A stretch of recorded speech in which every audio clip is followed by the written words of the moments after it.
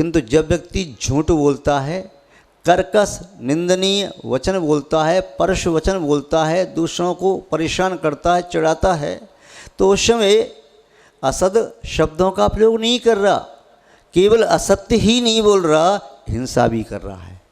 असत्य बोलने वाला हिंसा भी करता है, चोरी करने वाला चोरी भी कर रहा है, झूठ भी बोल रहा है और दूसरे को दुख पहुंचा रहा है, तो 3 पाप कर रहा है, चोरी, असत्य और हिंसा। कुशील सेवन करने वाला 4 पाप कर रहा है, कुशील सेवन कर रहा है। कुशील सेवन करने वाला व्यक्ति चोर होता है। कुशील सेवन की प्रक्रिया प्रवृत्ति कभी स्पष्ट सर्वविदित नहीं हो सकती, और कुशील सेवन करने वाला व्यक्ति सत्य नहीं बोलता, उसमें भावों में असत्यता रहती ही रहती है, और कुशील सेवन करते समय हिंसा भी होती है। तो 4 पाप होते हैं। और परिग्रह का संचय करने वाला व्यक्ति 5 पाप करता है। परिग्रह का संचय करना ही अपने आप में पाप है। परिग्रह का संचय विषयों का सेवन करने के लिए किया जाता है कि मैं इसको आगे भोगूंगा।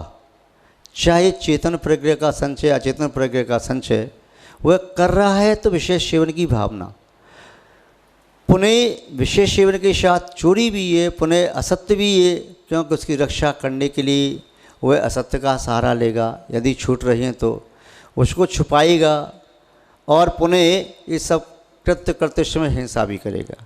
तो परिग्रह सबसे बड़ा पाप है। जो व्यक्ति ये सोचता है कि मैं धन सुरक्षित कर लूँ, बाद में दान दूंगा, पुण्य करूंगा, या मैं धन कमा लूँ। कई व्यक्ति सोचते हैं महाराज जी ऐसा आशीर्वाद दे दो कि मैं भी खूब दान करूं, मैं भी बड़ी बड़ी बोली लूं, मैं भी बहुत बड़ी पुण्य के काम करूं। अच्छी बात है, करो, किंतु ऐसा आशीर्वाद दे दो कि मैं खूब धन कमाऊं। अभी कितना कमाते हो?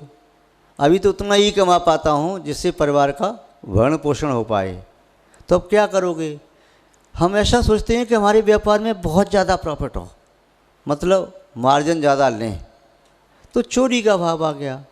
पाप करोगे तुम, न्याय का उल्लंघन करोगे, कानून का उल्लंघन करोगे, फिर आप धन कमाने के लिए अपने समय का उल्लंघन करोगे। अभी मैं 6 घंटे 8 घंटे काम करता हूँ, फिर मैं 10 घंटे करूँगा, 12 घंटे करूँगा, 14 घंटे करूँगा। तो 14 घंटे करोगे तो अन्य कर्तव्यों का आप उपसंहार कर दोगे। 14 घंटे दुकान पर दोगे, धन कमाने में दोगे, तो आपको और समय माता पिता की सेवा के लिए देना चाहिए, बच्चों के लिए देना चाहिए, पूजा पाठ अभिषेक के लिए देना चाहिए, साधु सेवा के लिए देना चाहिए, अपने घर को चलाने के लिए देना चाहिए। वो समय निकाल करके आपने केवल धन कमाने के लिए दे दिया, तो ये आपने ठीक नहीं किया। जहाँ समय जितना खर्च करना चाहिए वहाँ खर्च करो। जैसे जितना पैसा तुम्हें धर्म में खर्च करना है तो धर्म में खर्च करो। यदि धर्म का हिस्सा धर्म में खर्च नहीं किया गया तभी निर्मल सेवन का दोष लगेगा। तो ऐसे ही समय भी जितना तुम्हें जहाँ खर्च करना चाहिए वहाँ खर्च करो। हर काम का अलग अलग समय है। कोई व्यक्ति पूरा समय निकाल करके भोजन करने में लगा दे तो गलत है, और पूरा समय निकाल करके मंदिर में बैठा रहे तो श्रावक के लिए वह भी गलत है। पूरा समय निकाल करके वह कंपनी में लगाई, 24 घंटे लगाए उसी में, तो भी गलत है। और पूरा समय माता पिता की सेवा में लगा रही तो भी गलत है। और पूरा समय पत्नी की सेवा में भोग सेवन में लगा रहे तो भी गलत है। जितना समय जहाँ देना चाहिए विवेकी व्यक्ति को उतना ही देना चाहिए। ऐसा नहीं है कि कमजोरी आ रही है तो चलो घी उठाया पीना शुरू कर दिया। अकेला घी पीने से कमजोरी नहीं मिटेगी। और ऐसा नहीं है कि शरीर में पानी की कमी आ गई तो सब छोड़ दो, पानी पानी पीते रहो। ऐसा नहीं कि शरीर में कोई एक चीज़ कमी है तो सब छोड़ दिया, एक ही वस्तु का सेवन करते रहे। ऐसा नहीं, ये विवेकी व्यक्ति की प्रवृत्ति नहीं हो सकती। अविवेकी व्यक्ति ऐसा कर सकता है। विवेकी व्यक्ति हर वस्तु का सेवन करते समय सोचता है ये वस्तु सेवन करने की योग्य है या नहीं, यदि है तो कितनी मात्रा में। उससे ज़्यादा मात्रा में करने से वह वस्तु भी अवक्ष हो जाती है, हानिकारक हो जाती है। ऐसे ही धन का संग्रह करो, किंतु कब? जब तुम्हारे भोगो भोग के उपरांत बचे दान दो, तब संग्रह करो। रहीमदास जी का दोहा, रहीमन मीत गलीत है, जो धरिए धन जोड़, खाए खर्चे जो जोड़े तो जोड़िए करोड़। हे रहीम अपने आप को समझा रही है, नीति नहीं, यह तो गलीत धिक्कारने की बात है। जो व्यक्ति धन को जोड़ जोड़ के रख रहा है, खाता नहीं है, खर्च नहीं करता है, दान नहीं देता है, किसी का उपकार नहीं करता है, तो उसका वह धन व्यर्थ है, मिट्टी की तरह से है। जो मिट्टी की तरह से रखा है वह धन व्यर्थ है। यदि पानी नदी में ठहर जाए, आगे बह करके न जाए, झील में पानी खूब भरा है, स्वच्छ है, निर्मल है, शीतल है, सुस्वादु है, किंतु उसे कोई पी नहीं सकता, तो व्यर्थ है। ऐसे ही जो धन स्व और पर किसी के काम नहीं आ रहा तो वह धन व्यर्थ है। ऐसे ही व्यक्ति यदि धन को संग्रह करता चला जाए तो वह उचित नहीं है। तो यहाँ पर कह रही हैं, जो व्यक्ति ये कहे कि मैं दान दूंगा, मैं दान दूंगा, यह सोच करके धन कमा रहा है, मैं और धन कमाऊं और धन कमाऊं और धन कमाऊं, चाहे वे न्याय मार्ग पर चलने से आए चाहे अन्याय मार्ग पर चलने से आए, मैं तो धन कमाऊंगा, मुझे भी दान देना है, बहुत बड़ा दान देना है। इस भावना से जो धन कमा रहा है तो वह पाप कमा रहा है। क्यों महाराज, इसमें क्या हुआ? वो तो दान के लिए कमा रहा है, कमाने में भी तो पाप का आशा हो रहा है। वह दान तो जब करेगा तब करेगा, दान अपने पास जो अनावश्यक है उसका किया जाता है, या आवश्यक है तो उसमें से थोड़ा दान किया जाता है। अब दान के लिए कमाना यह उचित नहीं है। यह तो वैसे ही होगा जैसे कोई व्यक्ति कहे स्नास्यामी, मैं स्नान करूँगा, इसलिए स्वशरीरम सपंकेन विलंपति, अपने शरीर में कीचड़ लगा ले। मैं स्नान करूँगा इसलिए थोड़ी सी शरीर में कीचड़ लगा लूँ, नाली में लौट जाता हूँ, तो उसे क्या कहेंगे? वह मूर्ख है। अरे स्नान करेगा तो अच्छी बात है, स्नान कर, जो शरीर पर मल लगा है इसे धोने के लिए स्नान करना है, किंतु ये उचित नहीं है कि स्नान करेगा तो ज़मीन में से मिट्टी कीचड़ लेकर के अपने शरीर पर लगा ली, मुझे नहाना स्नान करना ही है। तो जैसे ये बुद्धिमानी नहीं है, उसी तरह से दान देने के उद्देश्य धन कमाना बुद्धिमानी नहीं। कम कमाओ कोई बात नहीं, किंतु न्याय मार्ग का परित्याग मत करो। ज़्यादा कमाया अन्याय मार्ग से फिर दान कर दिया तो उससे कोई लाभ नहीं है, हानि ज़्यादा है। चोरी करें न्याय की, दे सुई का दान, ऊपर चढ़कर देखते कितनी दूर स्वर्ग विमान। इतनी बड़ी चोरी कर रही न्यायी होती है जिस पर रख कर के लोहार वस्तु को पीटता है, वो बड़ा होता है। चोरी तो इतनी बड़ी कर रहे और दान कितना दे रहे? सुई के बराबर, पुण्य कम कर रहे। तो ऐसे ही जो व्यक्ति अन्याय मार्ग का सहारा लेकर के धन की वृद्धि करना चाहता है और फिर दान देना चाहता है अपने नाम के लिए, अहंकार के लिए, तो डबल पाप कर रहा है। दान देने में भी पाप कर रहा है, दान देने में उसकी विशुद्धि नहीं बढ़ रही, परिणाम निर्मल नहीं हो रही, उसको अहंकार जागृत हो रहा है, मान के साथ जागृत हो रही है। देख रहा है मेरा नाम कहीं लिखा का नहीं लिखा, और मेरा नाम नीचे लिखा है कि ऊपर लिखा है? कहाँ लिखा? मेरे नाम का अनाउंस हुआ कि नहीं हुआ? जब 4 बार अनाउंस हो, 4 जगह नाम लिखा हो, लोग 4 व्यक्ति पूछें, फिर मन से प्रशंसा कीजिए, वाह ये समाज के श्रेष्ठी हैं, ये नगर श्रेष्ठी हैं, इतनी बड़ी बोली ली, इन्हें हम कमेटी की ओर से धन्यवाद देते हैं, ऐसे सज्जनों से ही धर्म चल रहा है। इतनी प्रशंसा की बात सुनने में आती है, तब दान देने में आनंद आता है। फिर दूसरा सोचता है मैं भी इतना दान दूँ, मेरी प्रशंसा भी होगी। वो दान फिर प्रशंसा के लिए किया जाता है, दान सम्मान के लिए किया जाता है। यदि दान के साथ सम्मान नहीं किया, नाम नहीं बोला गया, नाम नहीं लिखा, दान तुमने दिया, तो कहता हमने दान दिया। अरे कोई टैक्स थोड़ी दिया है मैंने, दान दिया था, मेरा नाम क्यों नहीं लिखा यहाँ पर, मेरा नाम क्यों नहीं बोला गया? तो ये प्रवृत्ति जो होती है तो उसमें दान की भावना कम रह जाती है, मान की भावना ज़्यादा हो जाती है। तो ऐसे व्यक्ति फिर दान दे करके भी उतना पुण्य नहीं कमा पाते जितना ज़्यादा पाप धन कमाने में कमा लेते हैं। धन कम आ रहा है, पाप ज़्यादा आ रहा है, फिर दान देने में भी पुण्य कम आ रहा है, वहाँ पर भी पाप और ज़्यादा आ रहा है। इसलिए आचार्य महोदय समझा रहे हैं, कभी ऐसा भाव मन में मत लाओ कि मैं दान दूंगा इसलिए मैं कमा रहा हूँ, टैक्स की चोरी मैं इसलिए कर रहा हूँ, मुझे दान करना है, मुझे कौन अपने पास रखना है, मेरा खर्चा तो लगभग 20, 30, 50 में चल जाता है, और जो मैंने रिश्वत भी ली है तो मैं कौन अपने घर में रख रहा, मंदिर में दे दूंगा दान। अरे भाई, इस अन्याय के पैसे को मंदिर में दान क्यों देती हो, मंदिर को अन्याय क्यों बना रही हो? इस दान के पैसे को किसी आहार आदि दान में क्यों लगा रहे, साधु को अन्यायी क्यों बना रहे। आपका धन शुद्ध होगा धर्म में तो आपका धन पूरा सही लगेगा और उसका प्रभाव सही दिखाई देगा। यदि तुम्हारा पैसा चोरी का है, अन्याय का है, अनीति का है, क्रूरता का है, हिंसा का है, दुष्टता का है, तो वह धन वहाँ लगा दोगे तो उसमें से बेशी बड़ा निकलेंगी। हो सकता है बनाते बनाते 3 बार दीवार गिरे, पैसा लग ही नहीं पाएगा, व्यर्थ चला जाएगा। हो सकता है सीमेंट की बोरी आई थी 500 और तुरंत ही अचानक बारिश आ गई, सब बोरी भीग गई, पूरा सीमेंट मिट्टी बन गया। क्यों? पैसा सही नहीं था। और तुम्हारा शुद्ध भावनाओं का पैसा होगा तो एक पैसा भी 1 करोड़ से ज़्यादा का महत्व रख सकता है। तो महानुभाव, शुद्ध धन है उसमें से धर्म करो। पाप के धन से धर्म नहीं मिलता। यदि धर्म इतना सस्ता होता तो फिर तो व्यक्ति चोरी करने वाले, डाका डालने वाले व्यक्ति फिर तो दान दे करके दानपति बन जाते धर्म की दृष्टि में, किंतु वे दानपति, दानवीर, भामाशाह बन जाते हैं समाज की दृष्टि में, किंतु वास्तव में पुण्य का फल नहीं मिलता।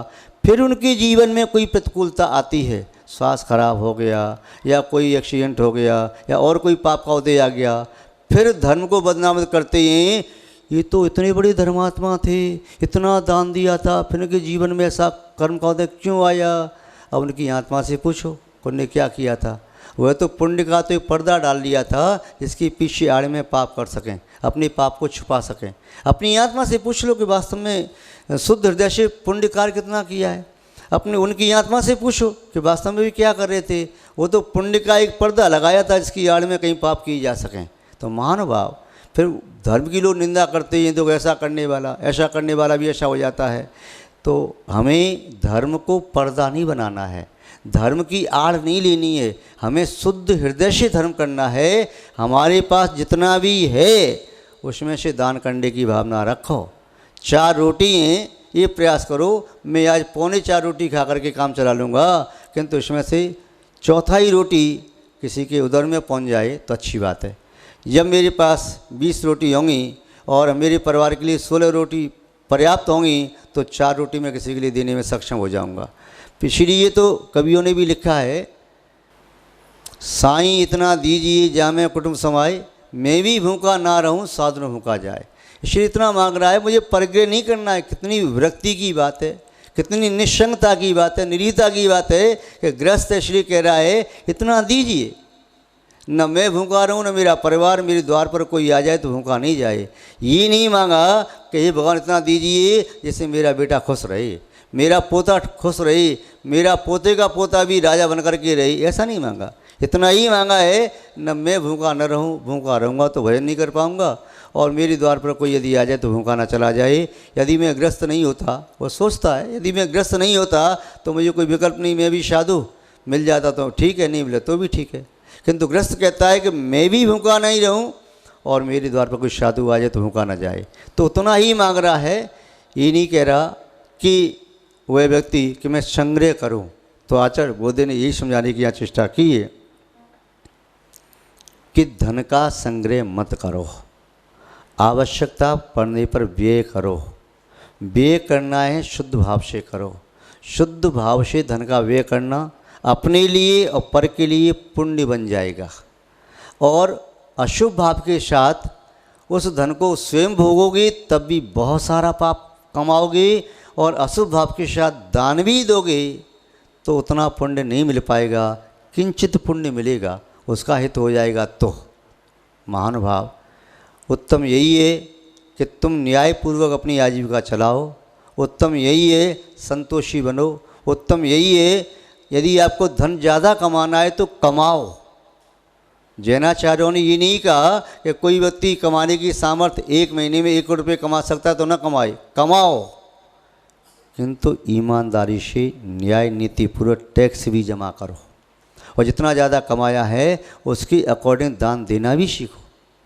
यदि 4 आना अर्थात 25% दान देना चाहिए, ज़्यादा कमा दो, इतना नहीं दे सके 20%, 10%, तो ये उचित है। तो महानुभाव, जो व्यक्ति इस प्रकार से प्रवृत्ति करता है उसे कमाने में, भोगने में, दोनों में सुख का अनुभव होता है। जो इसके विपरीत प्रवृत्ति करता है उसे दोनों में संक्लिष्टता और दुख का अनुभव होता है। इसलिए न्यायपूर्वक प्रवृत्ति करें, यही उचित है। ओम शांति। जैनम जयतु शासनम विश्व कल्याण कारकम। महानुभाव आचार्य भगवान पूज्यपाद स्वामी अपर नाम देवनंदी मुनिराज इष्टोपदेश ग्रंथ के 17वें श्लोक में पुनः विषय भोगों का स्वरूप बता रहे हैं, यथार्थ स्वरूप, जिससे व्यक्ति उनका यथार्थ स्वरूप जान करके उनमें आसक्त न हो।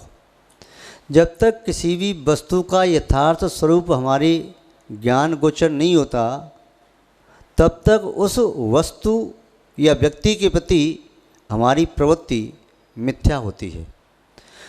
उसके माध्यम से हमें लाभ न होकर के हानि हो जाती है। जैसे कोई व्यक्ति तलवार को प्राप्त करके यदि तलवार चलाने की कला नहीं जानता, तलवार का उपयोग कैसे करना चाहिए नहीं जानता है, तो शत्रु से अपने रक्षा न करके अपना स्वयं का घात भी कर सकता है।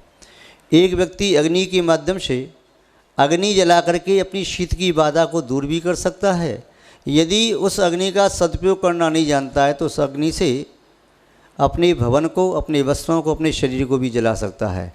एक व्यक्ति औषधि के माध्यम से अपने रोग को दूर कर सकता है, यदि औषधि सेवन की विधि जानता है तो। औषधि सेवन कितनी मात्रा में करना है, दिन में कितनी बार करना है, किसके साथ करना है, वही औषधि सेवन बिना विधि के किया जाए, मात्रा से ज़्यादा ले ली तो औषधि भी जहर बन सकती है। यदि कम मात्रा में ली तो उसका लाभ न हो पाएगा, रोग और बढ़ता चला जाएगा।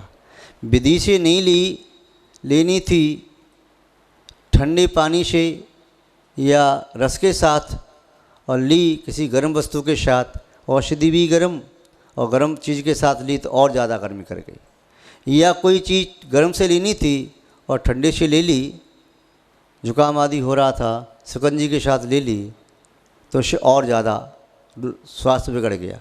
तो यह बता रही हैं कि व्यक्ति को सबसे पहले उसे ज्ञान कराओ, उसको ज़बरदस्ती कोई नियम संयम थोपो मत, उसे रासव मत बनाओ, रासवारूढ़ मत कराओ नियमों का। रासव माने वैशाख नंदन, आपकी भाषा में कहें तो गधा। गधे पर बोझ लादा जाता है, ऐसे किसी व्यक्ति पर नियम का, संयम का, किसी भी कर्तव्य का बोझ मत लादो। क्योंकि जब उसे यथार्थ ज्ञान हो जाएगा तो आज जो चीज़ उसे बोझ लग रही है कल उसे वो बोझ स्वरूप लगेगी। आज वह भारभूत लग रही है, कल वह सारभूत लगेगी।